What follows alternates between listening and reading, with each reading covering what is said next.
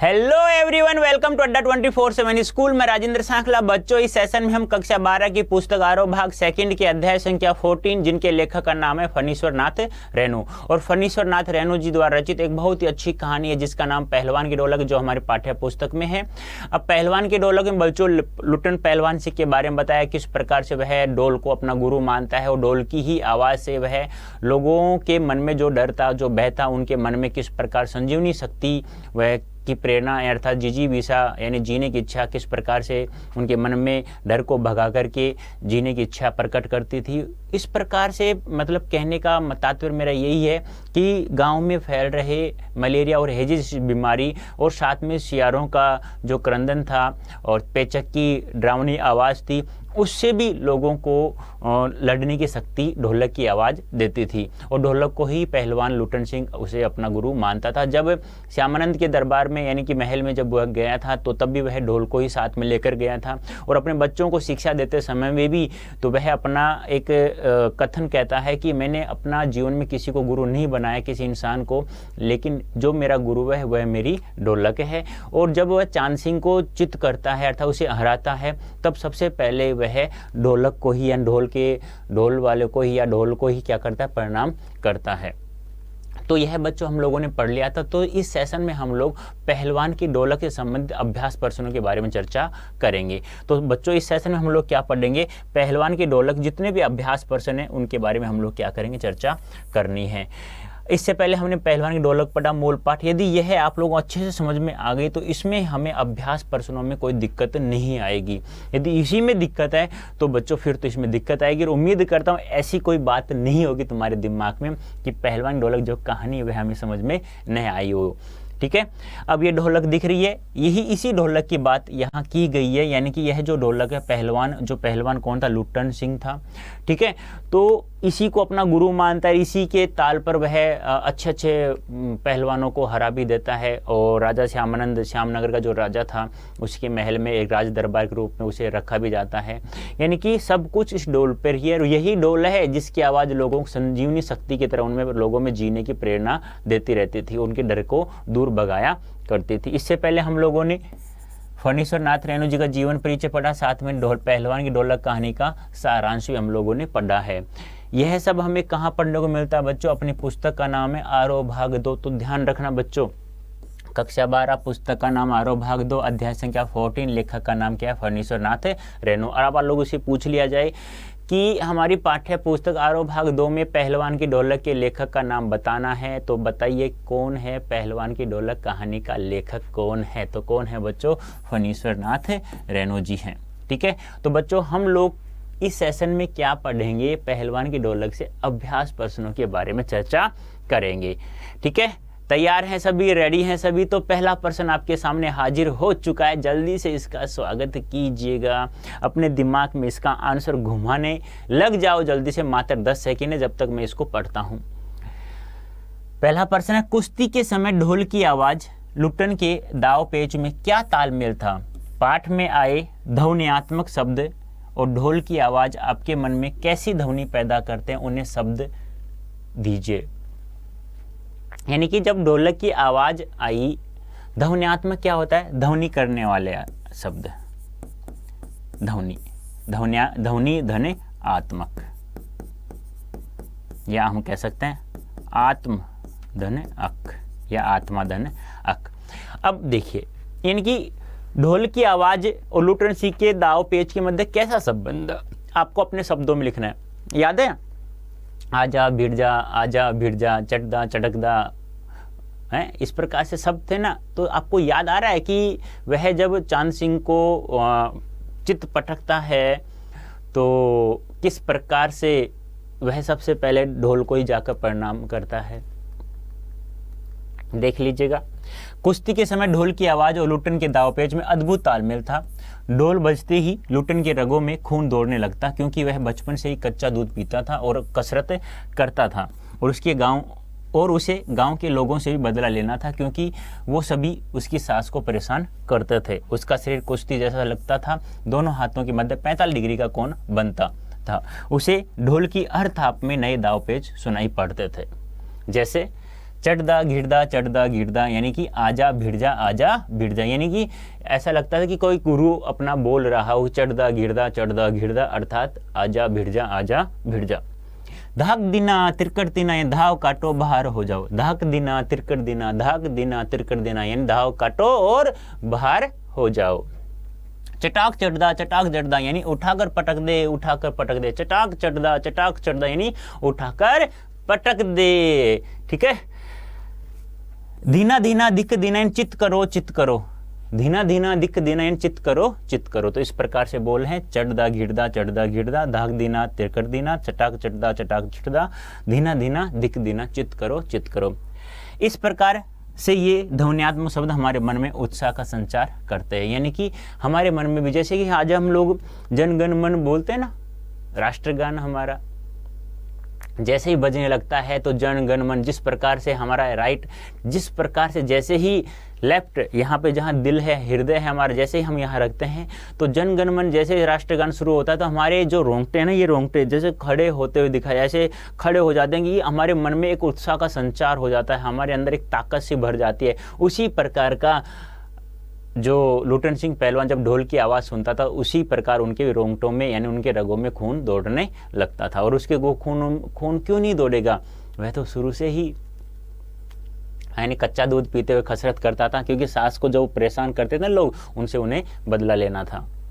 Next person है, कहानी के किस किस मोड़ पर लुटन के जीवन में क्या क्या परिवर्तन आए, यानी कौन कौन से ऐसे मोड़ थे जहां लुटन सिंह पहलवान के जीवन में परिवर्तन आए। आपको याद है कि 9 वर्ष की अवस्था में माता पिता का देहांत होना कितनी बड़ा एक परिवर्तन था, और साथ फिर उसके बाद उसकी पत्नी का, अर्धांगिनी का 2 बच्चों को जन्म देने के बाद मर जाना, दोनों बच्चों का भार स्वयं पर आ जाना, यानी कि, और तीसरा सबसे बड़ा बात करें कि किस प्रकार से वह राजा श्यामानंद के महल में प्रवेश करता है, और उससे पहले जब उसे सिंह की उपाधि दी जाती है राजा श्यामानंद द्वारा। तो ऐसे बहुत सारे मोड़ आए हैं, जिसमें कुछ मैंने लिखा है। कहानी में लुटन के जीवन में निम्नलिखित परिवर्तन आए। 9 वर्ष की उम्र में माता पिता का देहांत हो जाना, अर्थात बचपन में अनाथ हो जाना, यह सबसे बड़ा उनके जीवन में परिवर्तन था। चलो जैसे तैसे संभला, फिर पत्नी का, अर्धांगिनी का, सास को गांव के लोगों द्वारा परेशान करना, जिससे उनका मन बदला लेने के लिए पहलवान बनना, ढोलक को अपना गुरु समझना, पत्नी की मृत्यु का दुख सहना, और 2 छोटे बच्चों का भार संभालना, यानी कि एक तो ये और दूसरा ये तो लिखना ही लिखना, यही यानी कि फर्स्ट यहाँ लिखना है, सेकंड इसको यहाँ बना देना है आप लोगों को, ठीक है। ढोलक को अपना गुरु समझना, यह भी एक जीवन का सबसे बड़ा परिवर्तन है। लोग तो आजकल गुरु अपने इंसान को बनाते हैं, इन्होंने किसको बनाया, मूर्त वस्तु को बनाया, भौतिक वस्तु को बनाया। चांद सिंह को कुश्ती में हराने के बाद राजा का दरबारी बनना, यानी चांद सिंह को जब कुश्ती बनाया, जब सुना कि मैं इसे आज से सिंह की उपाधि देते हुए अपना दरबारी, महल का दरबार बनाता हूँ, तो कितना बड़ा परिवर्तन आया उनके जीवन में। 15 वर्ष राजा की छत्र छाया में बिताना, परंतु राजा के निधन के बाद उनके पुत्र सहित राजमहल से निकाला जाना और 2 वक्त की रोटी के लिए तड़पना, कितना बड़ा परिवर्तन है, सोच नहीं सकते। यानी कहते हैं ना कि आज नौकरी है कल नहीं है, तो फिर सोचते हैं ना क्या करें, कहाँ जाएं, कैसे बच्चों को पाले, मतलब सब तहस नहस हो जाता है। ये ध्यान रखना बेटा, छत्र छाया, छत्र धन छाया, संधि विच्छेद यह होगा इसका, और यहाँ पर हमारी व्यंजन संधि होगी। ट्रिक्स में बता देता हूँ, ध्यान रखना, जहाँ पर 6 दिखाई दे किसी भी शब्द में, बीच में जहाँ पर भी 6 आ रहा है ना, उससे पहले आंख बंद करके 6 लगा देना आधा, और वहाँ 100% व्यंजन संधि हो, यानी किसी भी शब्द में 6 दिखाई दे, क्या दिखाई दे, 6 आ गया तो क्या आ जाएगा, च आ जाएगा, शुद्ध शब्द भी हो जाएगा। जैसे बोलो 6 आया नहीं आया, आया नहीं आया, तो ध्यान रखना है आप लोगों को, ठीक है। गांव के बच्चों को फ्री में पहलवानी सिखाना, लेकिन कुछ दिनों बाद केवल अपने दोनों बच्चों को ही पहलवानी सिखानी, यानी कि पहले तो उसका जंगल जो स्कूल था, अखाड़ा था, बच्चों से भर जाता था, और फिर धीरे धीरे खुद के दोनों बच्चों को सिखाना, एक बहुत बड़ा परिवर्तन है बच्चों। अपने दोनों बच्चों की मृत्यु पर असहनीय दुख सहना, यानी कितना बड़ा परिवर्तन, दोनों बच्चों की मृत्यु होगी फिर अपना दुख सहन कर रहा है वो। हैजे और मलेरिया जैसी महामारी के समय अपने ढोलक द्वारा लोगों के मन में उत्साह का संचार करना, यानी किस प्रकार से वह, यानी लोग उसकी सास को परेशान करते थे फिर भी वह लोगों के बारे में सोचा। दोनों बच्चों की मृत्यु होने के बाद भी वह पूरी रात ढोलक बजाता रहा। ठीक है, तो ये परिवर्तन, ये कुछ वाक्य थे, पंक्तियां थी जिनके द्वारा उनके जीवन में परिवर्तन आया हर मोड़ पर। क्वेश्चन नंबर 3 है, लुटन पहलवान ने ऐसा क्यों कहा होगा कि मेरा गुरु कोई पहलवान नहीं, यही ढोल है? सोचो, वो इसलिए कहा बच्चों क्योंकि जब 9 वर्ष की अवस्था में माता पिता का निधन हो जाता है और विधवा सास द्वारा उसे पाला जाता है और पत्नी की मृत्यु हो जाती है, तो उनके आसपास यानी घर कोई था नहीं, यानी कुछ अपने रिलेशन में संबंध वाले कोई थे नहीं, और अब उसको कोई सिखाता भी नहीं था और उसको कोई आने जाने भी नहीं देते थे लोग, तो वह क्या करता? अब कसरत तो करता ही और कच्चा दूध पीता ही था। मतलब कहने का तात्पर्य क्या है कि वो स्वयं ढोल की आवाज को सुनकर ही उसके रगों में जो खून था वह दौड़ने लगता था।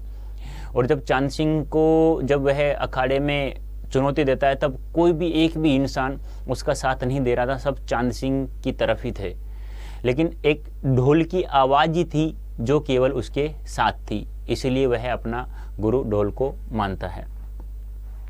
पहलवान का जीवन साथी ढोल ही था, हम ऐसा मान सकते हैं, क्योंकि वह ढोल को अपना गुरु मानता था और एकलव्य की तरह ढोल की आवाज का अनुसरण करता था। जब वह चांद सिंह से कुश्ती लड़ रहा था तब केवल ढोल ही उसका साथ दे रहा था।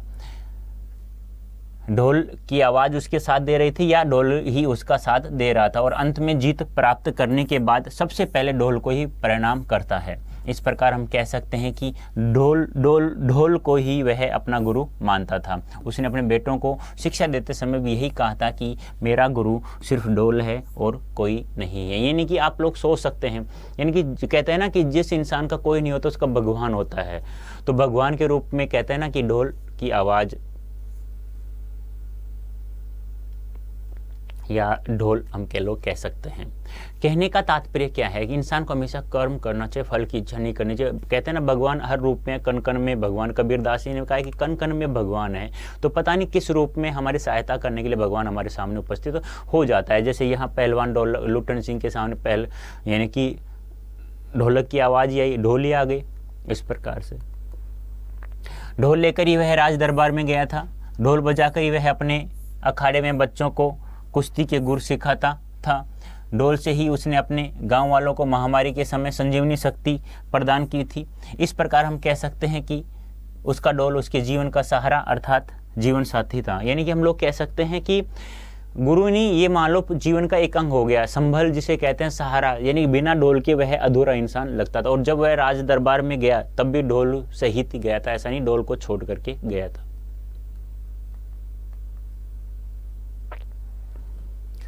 गांव में महामारी फैलने और अपने बेटों के देहांत के बावजूद लुटन पहलवान ढोल क्यों बजा रहा था? यानी गांव में महामारी फैलने, महामारी कौन कौन सी थी? यदि आपसे नाम पूछ ले तो कौन कौन सा? हैजा और मलेरिया। ठीक है, अपने बेटों के देहांत के बावजूद लुटन पहलवान ढोल क्यों बजाता रहा? वो इसलिए बजाता रहा कि चलो मेरे बेटे तो मर गए, लोगों के तो बेटे अभी जीवित हैं, उनको तो मैं जीवित रख सकता हूँ, मैं उनके बेटों में मैं अपने बेटों को देख पाऊंगा, अर्थात लोगों को संजीवनी शक्ति। और दूसरी बात, लोगों ने जब वह महल से उसे निकाला गया था विलायत राजा के द्वारा, तो गांव में आकर जो कुटिया बनाई गई तो वो गांव के द्वारा बनाई गई। वह लोगों के बच्चों को फ्री में कुश्ती सिखाता, लोग उन्हें बदले में खाना देते थे, तो लोगों के जो प्यार दिया उन्होंने उसका बदला वह रात को ढोल बजाकर चुकाना चाह रहा था, इसलिए वह बजाता रहा। गांव में फैल रही महामारी और जाड़े के दिनों में निराशाजनक माहौल के समय तथा ऐसे दुख के समय में पहलवान की ढोलक निराश गांव वालों के मन में संजीवनी शक्ति प्रदान करती थी। ढोलक उन्हें महामारी से लड़ने की प्रेरणा देती थी, इसलिए पहलवान बेटों की मृत्यु के बावजूद लुटन पहलवान महामारी को चुनौती देते हुए अपने बेटों का दुख कम करने और गांव वालों को लड़ने की प्रेरणा देने के लिए ढोल बजाता रहा। बजाता रहता था। यानी कहने का तात्पर्य क्या है कि जिस दिन दोनों बेटों की मृत्यु हो गई थी उस रात भी वह दुगनी आवाज में, दुगने जोश से जो राजा श्यामानंद द्वारा दिया गया जांगिया पहन करके, रेशमी जांगिया पहन करके बजाया रहा था पूरी रात। लोगों ने देखा कि आज भी देखो कितनी हिम्मत है इस पहलवान में कि बेटों की मृत्यु के बाद ही वह हम लोगों को जीवित रखने के लिए बजा रहा है। तो कहते हैं ना कि एक इंसान जब दूसरे इंसान के बारे में सोचता है तो उसके बारे में सोचने वाला ऊपर वाला होता है, कहते हैं ना। नेक्स्ट बताइए, ढोलक की आवाज़ का पूरे गांव पर क्या असर होता था? पूरे गांव पर ढोलक की आवाज़ का क्या असर होता था? बार बार बता रहा हूँ, बार बार आ रहा है ये आंसर। संजीवनी शक्ति प्रदान करने के लिए, उन्हें जीवन जीना, जिजीविषा की शक्ति प्रदान करने के लिए, या उनमें जीने की इच्छा जागृत करने के लिए, ठीक है, और बीमारियों से लड़ने की प्रेरणा देने के लिए। तो ये सब कारण है। महामारी जूझते हुए लोगों को ढोलक की आवाज़ संजीवनी शक्ति की तरह मौत से लड़ने की प्रेरणा देती थी। यानी कि संजीवनी शक्ति, संजीवनी बूटी याद है क्या? जब लक्ष्मण को शक्ति बाण लग जाता है तो हनुमान जी संजीवनी बूटी लाते हैं, याद है? उससे पहले राम का विलाप धीरे धीरे प्रलाप में बदल गया था। तो वही बात यहाँ है। ढोल की आवाज़ जवान बूढ़े बच्चों की शक्तिहीन आंखों के सामने दंगल का दृश्य उपस्थित कर देती। यानी जो ढोल की आवाज़ है लोगों के सामने कुश्ती का जो दंगल हुआ करता था, यानी जो अखाड़ा हुआ करता वह उनकी आंखों में सामने छप जाता था, यानी कि आंखों के सामने दिखाई देने लगता, जिससे उनकी भयंकर रात कट जाती। उस समय वे मृत्यु से नहीं डरते थे। इस प्रकार ढोलक की आवाज़ गांव वालों को मृत्यु से लड़ने की प्रेरणा देती थी। यानी किस प्रकार से हमें समस्याओं का सामना करना चाहिए, किस प्रकार से दुख आ जाए तो उससे लड़ना चाहिए, यह सब बताने की कोशिश करती थी किनको? गाँव वालों। कौन? पहलवान की ढोलक की आवाज़। नेक्स्ट है, महामारी फैलने के बाद गांव में सूर्योदय और सूर्यास्त के दृश्य में क्या अंतर होता था? देखो बच्चों, सूर्योदय होते समय तो क्या लोगों के चेहरे पर क्या आ जाती? चमक आ जाती, और रात के समय वह चमक क्या हो जाती? बुझ जाती थी। क्यों भी? कि वो जाड़े के दिन भयंकर ठंडी चलती हवा और वही सियारों का करंदन, पेचक की डरावनी आवाज और साथ में बीमारी फैली हुई थी, महामारी, हैजा और मलेरिया जैसी, ठीक है।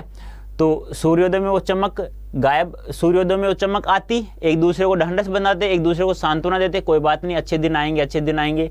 और सूर्यास्त होते ही सब दुबक कर अपने घरों में चुपचाप बैठे रहते, कोई आवाज़ नहीं करता। आवाज़ आती बस हे राम कह करने की आवाज़ आती और कुछ नहीं आती। यहाँ तक कि माँ का जो बच्चों के प्रति जो स्नेह होता है, प्रेम होता है, वो भी डर के मारे कुछ नहीं बोलते, चाहे उसका बेटा उसके सामने ही तड़प कर मर रहा हो। तो इतना बड़ा भय था। वो कब था? सूर्योदय। दोनों में अंतर था बहुत बड़ा।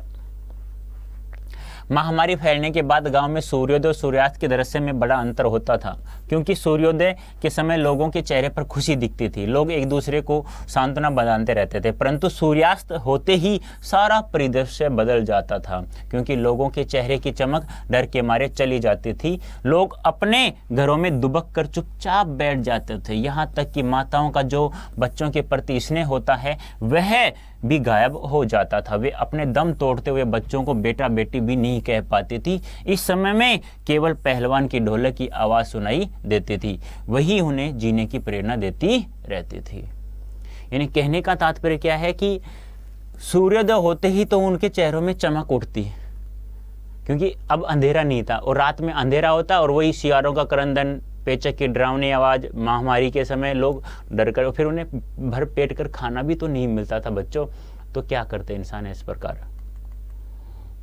नेक्स्ट है, कुश्ती या दंगल पहले लोगों और राजाओं का प्रिय शौक हुआ करता था। यानी कि पहले के लोगों और राजाओं का प्रिय शौक हुआ करता था। कौन? दंगल या कुश्ती। पहलवानों को राजा एवं लोगों के द्वारा विशेष सम्मान दिया जाता था। बात तो सही है। ऐसी स्थिति अब क्यों नहीं है? अभी पहले थी, अब क्यों नहीं है? क्योंकि अब तो राजा ही नहीं रहे, और फिर अब जो राजाओं के रूप में जो नेता लोग हैं सत्ता में, उनके खेलों का अंदाज बदल गया है, मनोरंजन के साधन बदल गए हैं।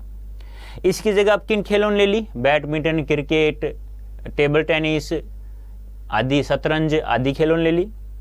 कुश्ती को फिर से प्रिय खेल बनाने के लिए क्या क्या कार्य किए जा सकते हैं? कुछ बहुत सारी मूवी आ रही हैं, दंगल जैसी। आमिर खान की दंगल फिल्म आई थी, उसको देखकर भी लोगों के मन में संचार हो सकता है, उत्साह जग सकता है। दूसरी बात, गांव में प्रतियोगिता, कुश्ती प्रतियोगिता होनी चाहिए। तीसरी सबसे बड़ी बात, पहलवानों को उचित प्रशिक्षण की व्यवस्था होनी चाहिए। इस प्रकार से ऐसे बहुत सारे कारण हैं, देख लीजिए। ऐसी स्थिति अब क्यों नहीं है? ऐसी स्थिति इसलिए नहीं है क्योंकि अब पहले की तरह राजा नहीं रहे जिनका ये प्रिय खेल हुआ करते थे। अब भी शासन करने वाले राजाओं के रूप में नेता हैं, लेकिन उनके मनोरंजन के साधन अलग हैं, इसलिए ऐसी स्थिति नहीं है। बात तो सीधी सी है, पहले जैसे इंसान ही नहीं रहे। पहले लोग सत्य पर मर जाते थे, आजकल लोग झूठ पर मरते। पहले लोग सत्य बोलते थे हमेशा, और आज प्रत्येक बात में लोग इंसान झूठ बोलता है। ऐसा कोई इंसान नहीं है संसार में जो सत्य बोलता हो। कोई अपवाद स्वरूप हो, एक या दो बात अलग है, वरना नहीं है।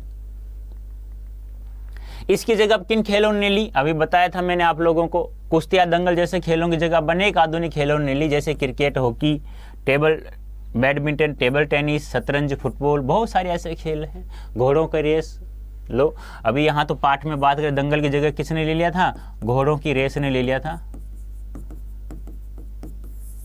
विलायती राजा आया था ना, लाइक। नेक्स्ट, कुश्ती को फिर से प्रिय खेल बनाने के लिए क्या क्या कार्य किए जा सकते हैं? मैंने बता दिया, अभी देख लीजिए। कुश्ती को फिर से लोकप्रिय बनाने के लिए ग्रामीण स्तर पर कुश्ती की प्रतियोगिताएं आयोजित की जा सकती हैं, और साथ ही दंगल जैसी फिल्मों को देखकर भी कुछ नए कदम उठाए जा सकते हैं। इसके साथ साथ पहलवानों को भी उचित प्रशिक्षण की व्यवस्था करनी चाहिए, तथा कुश्ती को बढ़ावा देने के लिए पत्र पत्रिकाओं के साथ साथ मीडिया का भी सहयोग लिया जा सकता है। यानी बात तो सही है, देखो, यानी कि अब आप देखते होंगे प्रो कबड्डी स्टार्ट हो गया है, हुआ है ना, तो कबड्डी स्टार्ट हो गया, कुश्ती भी, जैसे कि अब आमिर खान की फिल्म मूवी आई थी, एक दंगल आई थी ना, तो ऐसे ऐसे धीरे धीरे हम फिर से लोकप्रिय बना सकते हैं। इनसे हमें हमारे मन में उत्साह का संचार जग सकता है। आज से स्पष्ट करना है, आकाश से टूटकर यदि कोई भावुक तारा पृथ्वी पर जाना भी चाहता तो उसकी ज्योति और शक्ति रास्ते में ही शेष हो जाती थी। अन्य तारे उसकी भावुकता अर्थात असफलता पर खिलखिलाकर हंस पड़ते थे। क्या कारण था? आज से स्पष्ट करना है। यानी कि ये मजाक उड़ रहा है किसी का। यानी कोई इंसान, कहते हैं ना, कोई इंसान लीक हट करके, यानी कि गांव में से कोई इंसान ऐसा निकला कि वह बाहर जाकर कुछ करना चाहता हो, फिर वह गया बीर, कुछ नहीं कर पाया, वापस आ गया, तो उस पर लोग हंसते थे।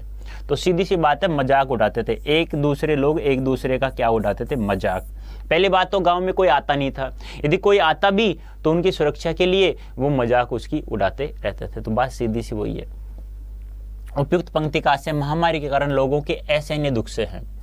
तारे के माध्यम से लेखक कहना चाहता है कि अकाल और महामारी के साथ साथ सियारों का क्रंदन, पेचक की डरावनी आवाज आदि से त्रस्त गांव वालों की पीड़ा को दूर करने वाला कोई नहीं था। उपयुक्त पंक्ति लेखक के कहने का तात्पर्य यह भी है कि गांव में कोई नया आदमी आने की हिम्मत भी नहीं करता, और यदि गांव से कोई आदमी किसी अन्य स्थान पर जाना चाहे, लेकिन वह अनेक समस्याओं के कारण वह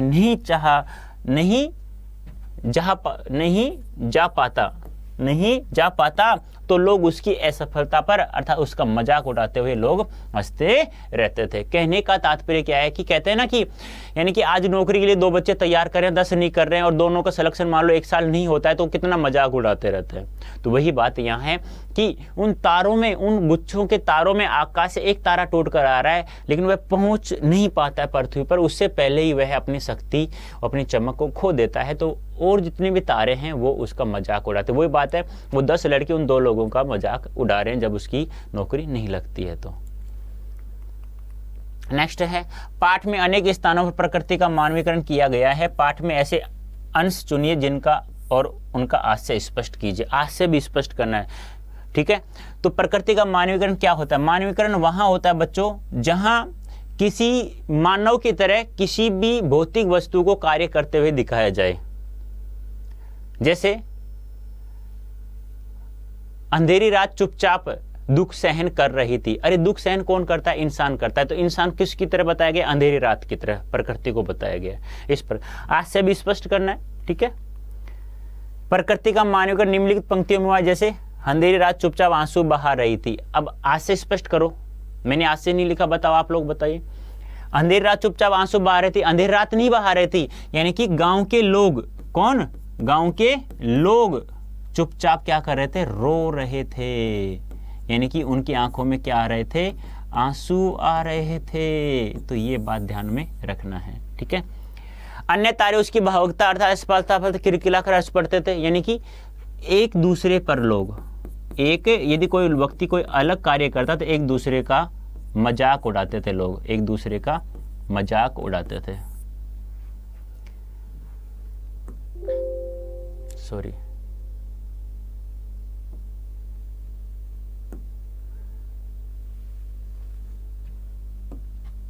एक दूसरे का क्या करते थे, मजाक उड़ाते थे।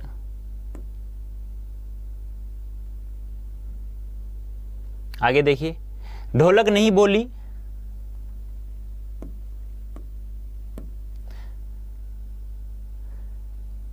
ढोलक नहीं बोली अर्थात पहलवान की मृत्यु हो गई थी। ढोलक नहीं बोली मतलब क्या हो गया कि पहलवान की क्या हो गई थी, मृत्यु हो गई थी। आदि ऐसी अनेक पंक्तियां आई हैं जहां प्रकृति का क्या हुआ है, मानवीकरण हुआ है।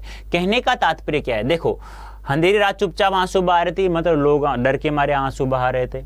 अन्य तारे उसकी भावुकता असफल था पर खिलखिला कर हंस पड़ते थे, यानी एक दूसरे का लोग मजाक उड़ाते थे, हंसते थे। ढोलक नहीं बोली मतलब एक रात ढोलक नहीं बोली थी अर्थात पहलवान की मृत्यु हो गई थी। ऐसी अनेक पंक्तियां आई हैं जहां प्रकृति का क्या हुआ है, मानवीकरण। मैं बता रहा हूं वापस से, मानवीकरण वहां होता है जहां इंसानों की तरह, मानव के समान, मनुष्य के समान किसी अमूर्त वस्तु को कार्य करते हुए दिखाया जाए तो वहां मानवीकरण अलंकार होता है। तो ये थे बच्चों पहलवान की ढोलक से संबंधित अभ्यास प्रश्नों के बारे में हम लोगों ने चर्चा कर ली। उम्मीद करता हूँ आप लोग बहुत अच्छा समझ में आ गया होगा। इस सेशन में बढ़ने के लिए आप सभी का बहुत बहुत धन्यवाद। Thank you so much.